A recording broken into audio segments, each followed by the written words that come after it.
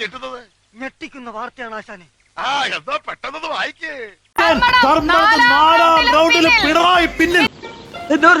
നാലാം റൗണ്ടിൽ പിണറായി പിന്നിൽ. എന്നാൽ ഇവനെ സമ്മതിക്കണം, ഉരുക്കുപോലെ നിന്നുകള. അഭിമാനമുണ്ട് ഗോവിന്ദ, അഭിമാനമുണ്ട്. ധർമ്മടത്ത് നാലാം റൗണ്ടിൽ പിണറായി പിന്നിൽ.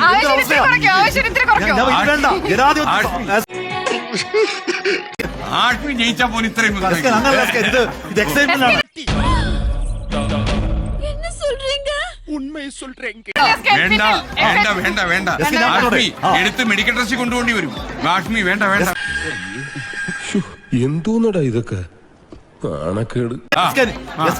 ഇത് ജനാധിപത്യം ഇത്തരത്തിൽ എന്താണ് നമുക്ക് ഓർക്കാൻ കഴിയാത്ത ആഷ്മിയുടെ ഈ തുള്ളിച്ചാട്ടം മുഴുവൻ എന്റെ നെഞ്ചിലേക്കാ കയറുന്നത്. എനിക്ക് ചൊറിഞ്ഞ് വരുന്നുണ്ട് കേട്ടോ. മറന്നുപോരുന്നു. ഓക്കെ, ജനാധിപത്യം അൺബിലീവബിൾ. വർഗാധിപത്യവും കൊളോണിയലിസ്റ്റ് ചിന്താ സരണികളും റാഡിക്കൽ ആയിട്ടുള്ള ഒരു മാറ്റമല്ല. ഇപ്പൊ മനസ്സിലായോ എന്തുകൊണ്ട് നമ്മൾ തോറ്റു എന്നുള്ളത്? ലളിതമായിട്ടൊക്കെ പറഞ്ഞാൽ എന്താ, ഈ പ്രതിക്രിയാവാദകവും കൊളോണിയലിസവും എന്നൊക്കെ പറഞ്ഞ് വെറുതെ കൺഫ്യൂഷൻ ഉണ്ടാക്കുന്നതിനാ. പിണറായി നോക്കൂ,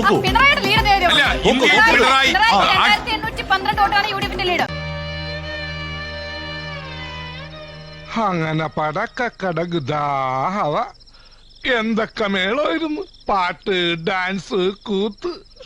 എനിക്കപ്പോഴേ തോന്നി ടമാർ പടാർ എല്ലാം കത്തിച്ചാമ്പലാവൂന്ന്. തൽക്കാലം ഇത്രയും മതി. വരട്ടെ.